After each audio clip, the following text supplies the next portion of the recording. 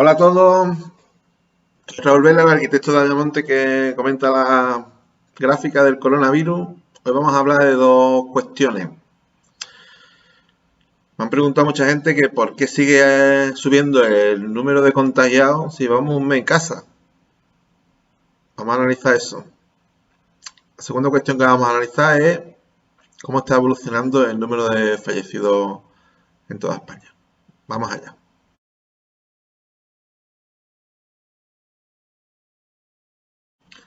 Para responder a la primera pregunta nos vamos a ayudar de esta gráfica elaborada por Emilio Romero, que junto con Juanjo García están haciendo un trabajo estupendo publicando todos los días una gráfica de la evolución del tema con un trabajo muy riguroso.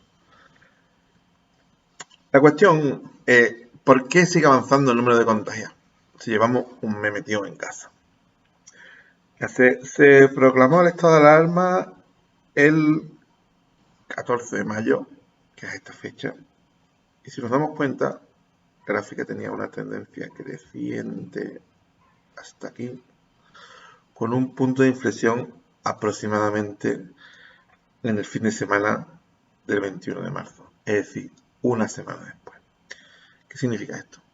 Que toda la gente que estaba contagiada, notificada, porque esto es fecha de notificación, a fecha 21 de marzo, significa que ya estaba contagiada antes. A partir de esta fecha empezamos a ver la bondad de los beneficios de estar confinado en casa. Sucede que de toda la gente que está contagiada, tenemos que ver la gráfica hasta el final, hay casi una cuarta parte de la población que está contagiada eh, y son personas que están, digamos, expuestas de forma directa. Personal sanitario, personal de limpieza, de gente de las tiendas, policía, toda esta gente, digamos, tiene una exposición inevitable y de todo la superficie de gente contagiada, esto lo tenemos que analizar en áreas de superficie, aproximadamente la cuarta parte son de este tipo de personas. Es decir, tenemos aquí un sector de aproximadamente la cuarta parte de los contagiados, porque vamos a suponer que son médicos, enfermeros, limpiadores, dependientes, todo eso está aquí. Ahora, sucede que esta gente que estaba contagiado ya a fecha 14 de marzo, aunque no les diera la cara o no fueran al hospital hasta el 21 o no notificaran este entonces, después ha provocado un contagio interno dentro de su familia. Familia de 3 o 4 miembros ha hecho que se triplique o cuatriplique el valor.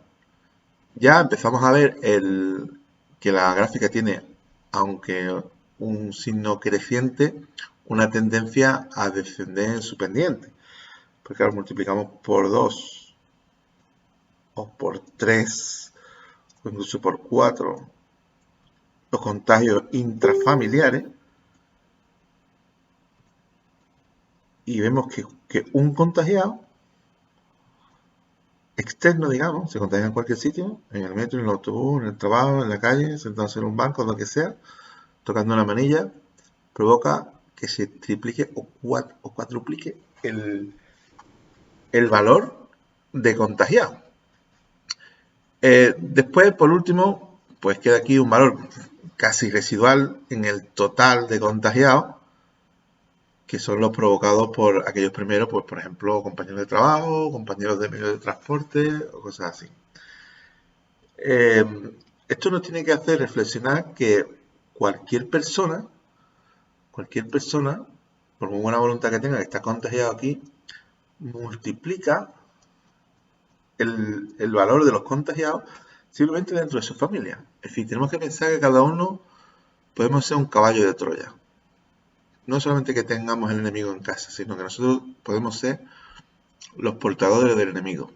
Si no nos vemos como posibles troyanos, no vamos a extremar las precauciones para podernos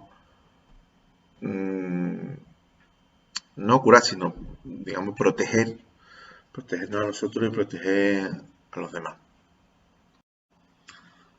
Si analizamos la evolución del número de contagios en España, pues vemos que tenemos una casuística semejante, ¿no? Aproximadamente hasta el fin de semana del 21 de marzo, pues tenemos una tendencia creciente. Aquí, aunque sigue siendo creciente la gráfica, la pendiente empieza a disminuir. La derivada de esta gráfica tendría, digamos, ya un comportamiento decreciente. Y toda esta gente que estaba contagiada antes del 14 de marzo ha provocado que haya aquí un desbordamiento del sistema hasta todo esto.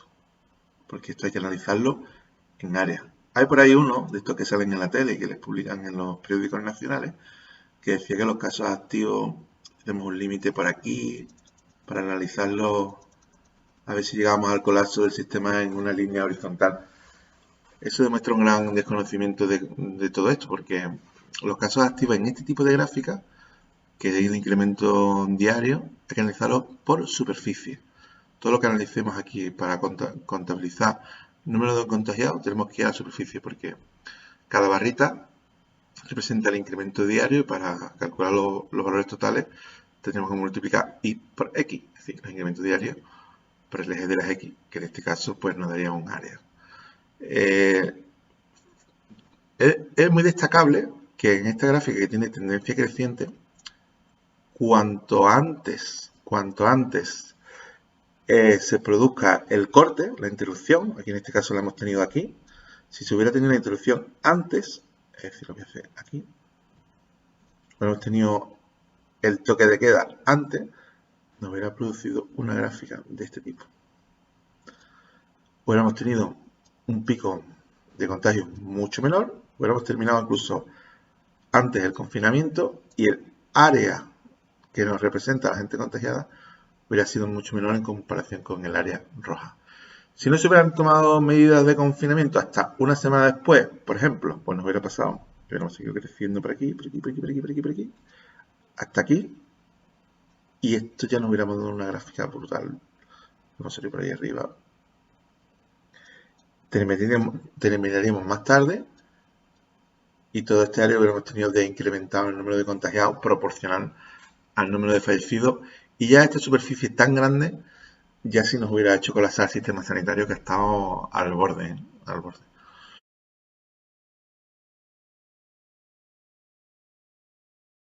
Por último, vamos a analizar cómo es la evolución del número de fallecidos en toda España. Esta gráfica es de elaboración propia. Vemos que tenemos un comportamiento de la función muy similar al esperado. A mí me hubiera gustado que una vez llegado al pico hubiéramos tenido un comportamiento de caída más acusado. Yo tenía estimado que hubiéramos llegado al fin de semana entre 400 y 600. Estamos ahora mismo en 500 y pico diarios, también, digamos, dentro de lo previsible, no tan optimista como a mí me hubiera gustado. De todas maneras, hay un par de razones que pueden explicar el por qué vamos a tener, digamos, una caída un poquito más lenta de la cuenta. La primera es que estas previsiones que yo había hecho sobre el número de fallecidos estaban extraídas de los datos de hospitalizados, incluso de los datos de la gente que estaba en la UCI. Que el Ministerio en los últimos días ha dejado de facilitarlo tras darse cuenta de que hay 4 comunidades, que son Madrid, Castilla y León, Castilla-La Mancha y Galicia, que resulta que están dando los datos mal. En vez de dar los acumulados, están dando los datos de gente que permanece en el hospital. Es decir, ellos ya hacen la resta cuando los datos acumulados deberían de dar los totales. Un desastre. O sea, aquí es que no corre vuela. Y después las comunidades se quejan de cómo lo hace el gobierno y, en fin, entre uno y por otro, la casa por barrer. Entonces, en realidad, el pico de contagiados hospitalizados, que lo tenemos más o menos por aquí, si los datos fueran ciertos, los teníamos como un poquito más tarde. El pico lo teníamos aquí más o menos. Que eso nos retrasa un poco toda la decadencia de la gráfica. Por otro lado, el número de fallecidos, aunque existe una proporción entre el número de hospitalizados y el número de fallecidos, no tiene una correspondencia directa en el tiempo. Por ejemplo, si aquí un número X de contagiados hospitalizados nos estaba dando un número de fallecidos, significa que cuando en el otro lado de la gráfica tengamos el mismo número de contagiados hospitalizados, vamos a tener el mismo número de fallecidos.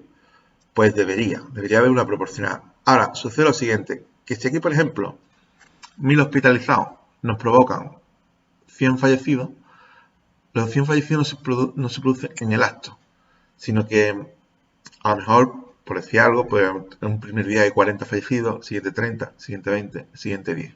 Entonces hay como un escalonamiento en las muertes que hace que aquí creciera esto rápido y que ahora aquí, al acumular siempre hacia la derecha, porque aquí los siguientes días acumularía aquí, aquí y aquí, este dato acumulativo del retraso en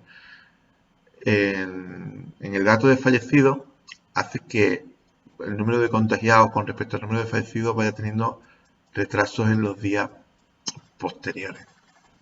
Esto nos, digamos, podría explicar que la gráfica tenga un comportamiento decreciente pero atenuado en el número de fallecidos. Que yo pienso que si se aplicara el número de fallecidos no al día que se produce la defunción, sino al día que ese paciente que finalmente acaba falleciendo ingresó en UCI, entonces la gráfica sí podría tener un comportamiento más acusado en la línea decreciente.